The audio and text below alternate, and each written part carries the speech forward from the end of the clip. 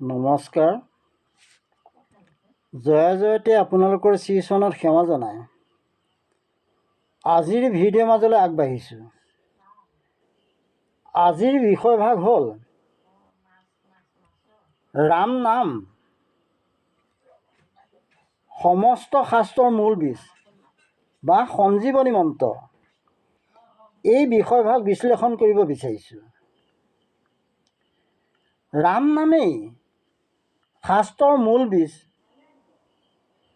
এই নাম বীজ যাৰ মনত সঞ্জীৱনী শক্তিৰূপে হৃদয়ত প্ৰৱেশ কৰিলে তেওঁ যদি হলাহল বিষকো পান কৰে বা পলৰে বহ্নিত পৰে নাইবা মৃত্যুৰ মুখত প্ৰৱেশ কৰে তথাপি তেওঁ কোনো ভয় শংকা নাই। যিসকলে ৰাম নাম সঞ্জীৱনী মন্ত্ৰৰূপে গ্ৰহণ কৰিলে তেওঁলোক প্ৰভু ভগৱন্তৰ মহাকৃপাৰ পাত্ৰ হ'ল। যি মন্ত্ৰৰ বলেৰে মৰাকো জীয়াব পাৰি সেই সঞ্জীৱনী মন্ত্ৰ। পূৰ্বে দৈত্যগুৰু শুক্ৰাচাৰ্যই এই সঞ্জীৱনী মন্ত্ৰ সাধন কৰিছিল।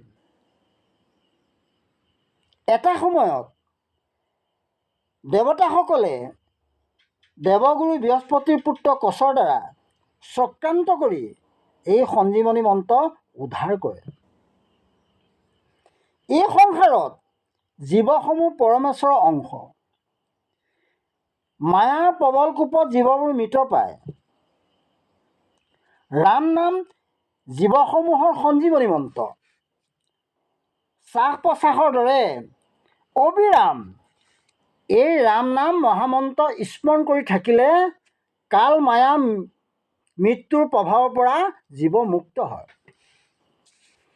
অৰ্থাৎ পৰমেশ্বৰৰ চৈতন্য শক্তি হৃদয়ত প্ৰবাহিত হৈ জীৱক স্বৰূপ উপলব্ধি কৰায়। জীৱে যে অমৃতৰ কণা বা জীৱ অবিনাশী চিত শক্তি, সেই সত্য উপলব্ধি কৰাটো জীৱৰ পূৰ্ণজন্ম প্ৰাপ্তিৰ তুল্য। মৃতপ্ৰায় আত্মাক পূৰ্ণ চৈতন্য দান কৰিবৰ পৰা ৰাম নাম সঞ্জীৱনী মন্ত্ৰ বোলা হয়। সকলো শাস্ত্ৰৰ মূল বীজ এই ৰাম নাম অমৃত প্ৰাণ কৰিলেই সেই ব্যক্তিৰ ওপৰত কালকো বিষেও ক্ৰিয়া নকৰে। উদাহৰণস্বৰূপে মহাভক্ত প্ৰহ্লাদক প্ৰবল প্ৰতাপী দৈত্যেন্দ্ৰ হিৰণ্যকশিপুৱে কালকূট বিষ দিয়া স্বত্তেও সেই মহাগৰল তেওঁৰ বাবে অমৃত হৈছিল। বৰ্তমান এই ঘোৰ কলিযুগত মহাভক্তা মীৰাবাইক ৰাণাই কালকূট বিষ প্ৰাণ কৰাইছিল। কিন্তু ভক্তা মীৰাবাই হাঁহি হাঁহি তাক প্ৰাণ কৰিছিল। সেইদৰে সংসাৰৰ দাবানল নাইবা মৃত্যুমুখত পৰিও জীৱই ৰাম নামৰ বলত হাঁহিমুখে উদ্ধাৰ হ'ব পাৰে।